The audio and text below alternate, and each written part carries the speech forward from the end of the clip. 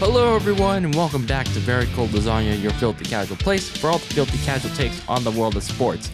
I'm DylanLasagna and welcome back to another round of our weekly recap of the 2022 NFL season. And week 7 has come and gone, all wrapped up, and it was weird.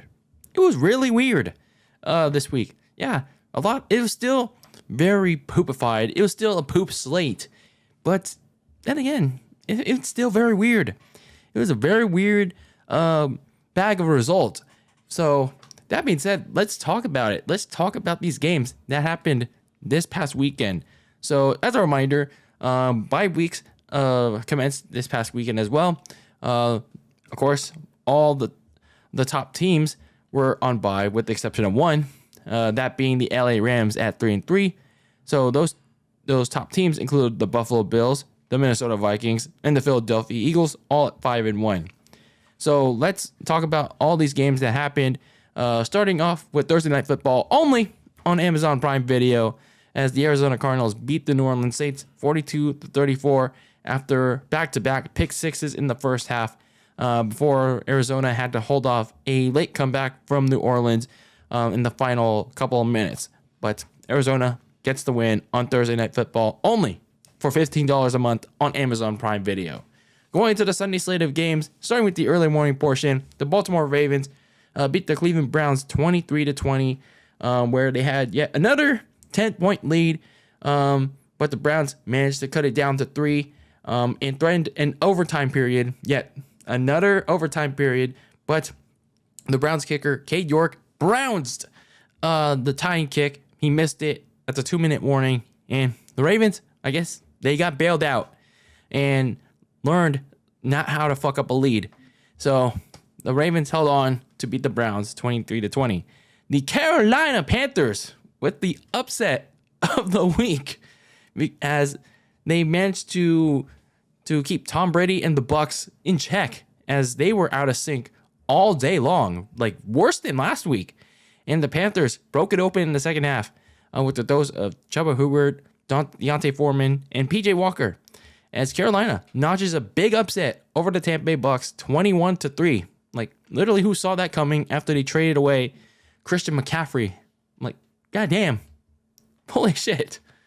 So anyway, the Cincinnati Bengals blew out the Atlanta Falcons 35-17, and well, it wasn't that big of a blowout, at least in the first half. But the Falcons tried to put up a fight, but there was no stopping the Cincinnati offense. Joe Burrow lit up the Falcons defense for 4 combined touchdowns, as the Bengals offense put together their best performance by far against a inferior but fighting Falcons team, beating them 35-17. The Dallas Cowboys beat the Detroit Lions 24-6, but it didn't seem that way for most of the game. They could have cut it close, but yeah, there were a couple things that robbed them of their way, in my opinion at least. There was a controversial interception from Trayvon Diggs, and then there were some things, that did go out of their way, like a fumble at the goal line by Jamal Williams, the running back, and then mistakes by Jared Goff. All led to Dallas breaking it open late to win the game for Dallas in Dak Prescott's return to the lineup. The New York Giants beat the Jacksonville Jaguars 23-17 in a grit and grind battle in the land of all elite wrestling that saw Daniel Jones surprisingly have himself a big day, where he pretty much carried the team. Him and Saquon Barkley. It wasn't just Saquon, it was also Daniel Jones. The defense stopped Christian Kirk near the goal line with time running out, and the Giants hold on to beat the Jaguars 23-17. Maybe Trevor Lawrence shouldn't have taken that picture with the AEW's top women, Britt Baker, Jamie Hayter, Jade Cargill, Tony Storm. Maybe he shouldn't have done that during practice the Friday before. I mean, all 4 of them, what. But yeah, Trevor Lawrence, the ladies' man, maybe he shouldn't have done that the Friday before. Maybe he could have. That boost didn't help him win this game in the land of AEW. The Tennessee Titans beat the Indianapolis Colts 19-10, sweeping the season series. coming off their bye week, as the Titans defense bullied Matt Ryan all day long, nabbing 2 interceptions, 1 for a pick 6, as the Tennessee Titans continue to stake their claim back to win the AFC South and send Matt Ryan to the bench. More on that later. The Washington Commanders commanded an upset over the Packers 23-21, as well, the Packers were on track on offense for one series, but then Washington commanded 20 unanswered points, down 14-3, and then they managed to hold on late to upset the Pack 23-21. Like, man, that Packers offense is really, really unstable right now. Going to the late afternoon slate of games, the New York Jets beat the Denver Broncos 16-9. This was late in the weekend. They didn't have Russell Wilson for Denver. They held them out to a hamstring strain, but somehow, some way, this is my honest opinion from my filthy casual observation, the Broncos offense looks a little bit more energetic with Brett Rippon, their backup under center. But that's just my filthy casual opinion. You can roast me all you want on that. But the Jets defense made some critical stops to hold them off 16-9. But that win came at a price of losing their dynamic rookie running back, Breece Hall, for the season to a torn ACL. How unfortunate, man. How unfortunate for the Jets. But at least they responded by trading for James Robinson of the Jacksonville Jaguars. The Las Vegas Raiders beat the Houston Texans 38-20. Josh Jacobs' 3 second-half touchdowns ignited the Raiders' offense to their best showing yet to turn a close one against the Houston Texans into a blowout. The Seattle Seahawks beat the LA Chargers 37-23 in a sloppy first half that had a bunch of turnovers and some key injuries to both teams. But the Seahawks ran away with this game off the backs of big days from Marquise Goodwin and Kenneth Walker in a game that the Clippers just pretty much gave away.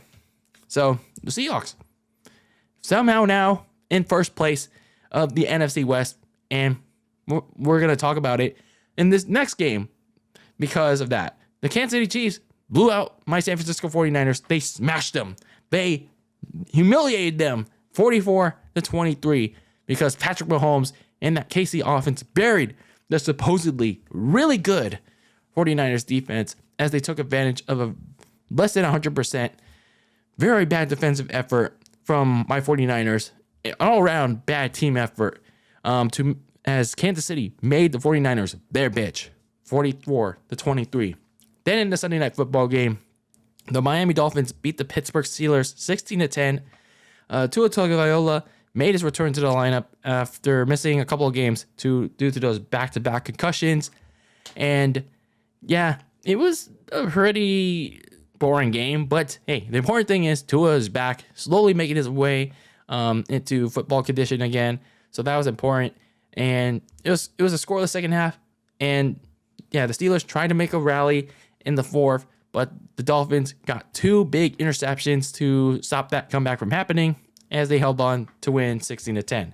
Then the Monday Night Football closer of the week, the Chicago Bears somehow, some way, blew the doors open to beat the New England Patriots 33-14. Yeah, Bears football was on full display, but it was by the Patriots, who committed 3 combined turnovers from both Mac Jones and Bailey Zappi. The Bears dominated Bill Belichick's Pats 33-14. So that was your game slate for week 7. A very odd week 7. Yeah, indeed. So let's talk about my winners and losers of this week. Winners, the Seahawks. Yeah. Me, a 49ers fan, calling the Seahawks winners. Yeah. How weird is that? But this is just me being honest about it. So the Seahawks, they managed to lose DK Metcalf in that game against the Clippers to a knee injury. But the offense still managed to find ways to net positive production, whether it is like Geno Smith, finding guys like Tyler Lockett, Marquise Goodwin, or they used the running game of Kenneth Walker and DJ Dallas. They somehow, some way, managed to do a really good job getting points, scoring 37 in this game. And the defense kept the Clippers and Justin Herbert in check for much of this game. So perhaps these Hawks might be no fluke. Now, it's early. It's still mid-season. And late November, December is where we truly find out who the playoff contenders are.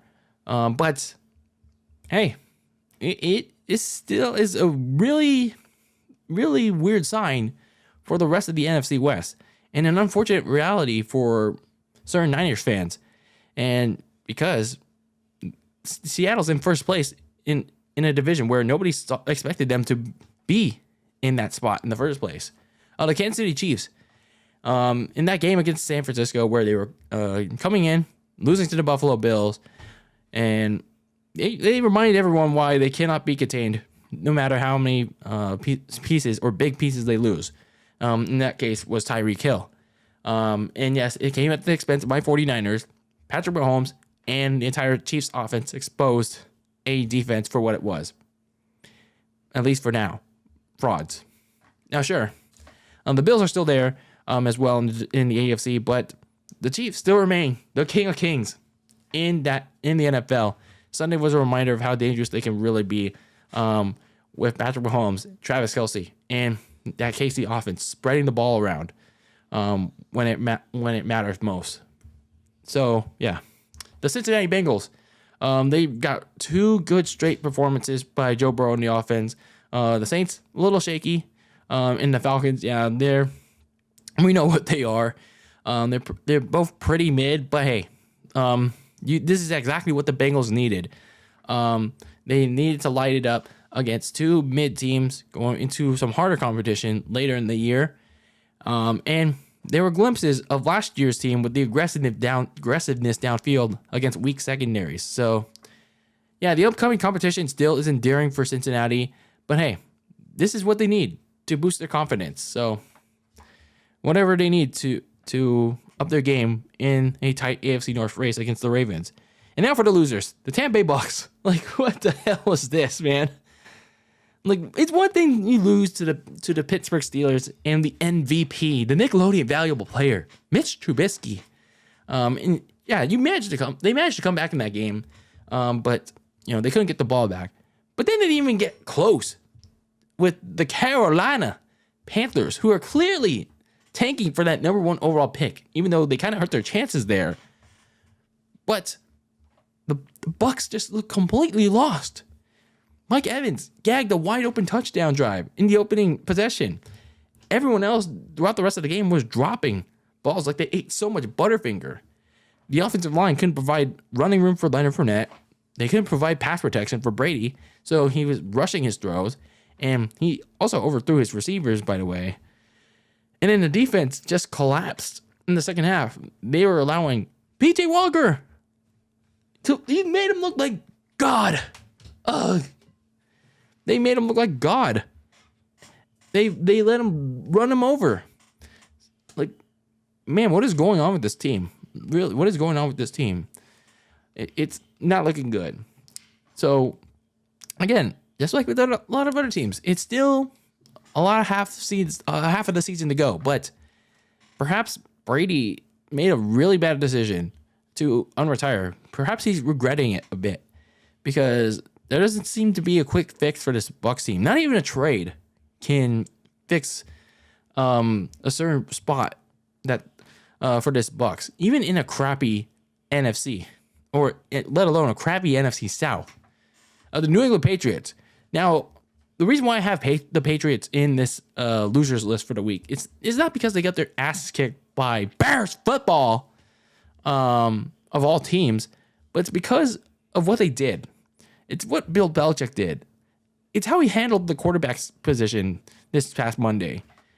Like, if he knew Mac Jones wasn't fully healthy to play, because looking at Mac Jones, he still kind of looked shaky in the pocket. It looked like his mobility was kind of less than even 75%. It's like, why trot him out there? Like, if you thought that he was not that ready to go, because it's clear that his drop back was kind of it affected his throws. Like, did you really set him up to have a shit performance so you could put Bailey Zappi in? Because Bailey Zappi eventually got exposed in the second half. He after scoring those 14 points in the first half, the Patriots couldn't do anything in the second half. So, I mean, at least what you could have done was have Bailey Zappi get out there, start this game, and then if he does as bad as he did against the Bears, hey, at least give Bill Belichick a cop-out to start Mac Jones in the game against the Jets. Now, they're practically stuck in a situation where they don't know who to roll with because, well, they showed to the entire world on Monday night that they both sucked against a mid-as-fuck Bears team. And the Jets are rolling in the division. They're second place, while the Patriots are in the basement. How times have changed. Holy shit. Like, Bill Belichick really messed this one up. And then the Indianapolis Colts, just like with the Patriots. Not because they lost to the Titans, even though, yeah, you got swept again in the division race. But essentially because you wasted your time with Matt Ryan. So, if you don't know what I'm talking about, this past Monday, the Colts made it official that they're benching Matt Ryan for Sam Ehlinger. But they're using a cop-out that Matt Ryan suffered a shoulder sprain. And, yeah, perhaps that had something to do with it. But they're basically benching Matt Ryan for the season. For the season. Like, damn. Holy shit. I think I would have understood if it was like, a couple of games. But for the entire season, damn, that's essentially a waste of time. That was essentially a waste of resources. I mean, sure, I think all they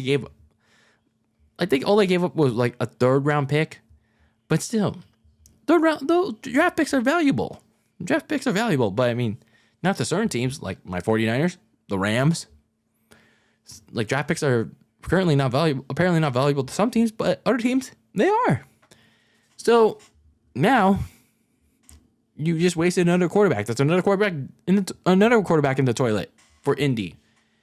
They wasted Jacoby Brissett, Brian Hoyer, Phillip Rivers, Carson Wentz, now Matt Ryan. He's the latest victim of failed saviors after Andrew Luck retired. So who knows what the Colts' game plan is for the rest of the season. So either Sam Ehlinger miraculously becomes a godsend for them because apparently there's been a variety of news reports that, he's shown great leadership. He's good with the practice squad and whatnot, or the second team scout team and whatnot. Or he's so bad in games that the Colts try to go for that top 10 pick or a top 5 pick, let alone that Chris Ballard, the GM, Frank Reich, the head coach, are both fired by owner Jim Irsay at the end of the season, that they have to go get that quarterback in the draft.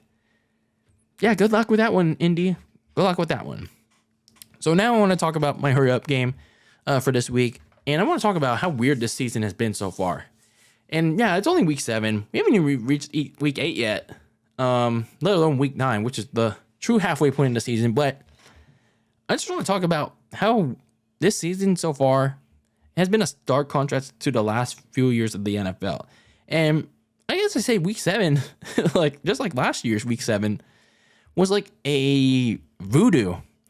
It usually is the worst week of the NFL because usually the best teams on bye, or there's just so many blowouts or bad games that it's very unbearable to watch. But this year, it's just that most of the teams are either very mid or inconsistent, or they just flat out suck. And then you only got 3 really good teams in the Chiefs, the Bills, and the Philadelphia Eagles. And then you have other teams that are like only one loss, like the Minnesota Vikings and the New York Giants. But you don't know exactly how they'll do against really good competition. Like at least they think they will be, like the Bills and the Eagles or the Packers if they start to pick things up again. And speaking of the Packers, those are teams in the category that are supposed to be good alongside the Bucks, the Niners, the Clippers, and the Broncos, they're all falling flat on their face right now for a variety of reasons.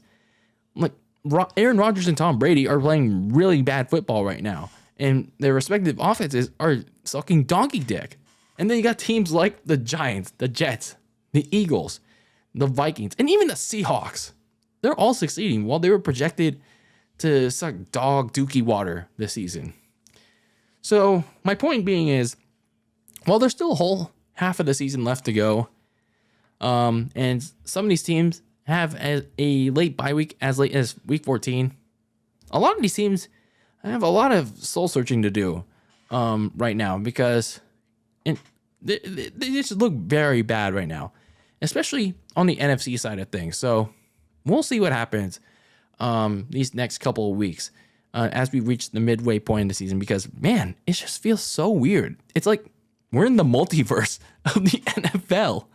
It's like a weird alternate universe where all these mid teams suddenly look like playoff contenders, and a very select few of them are deep playoff contenders.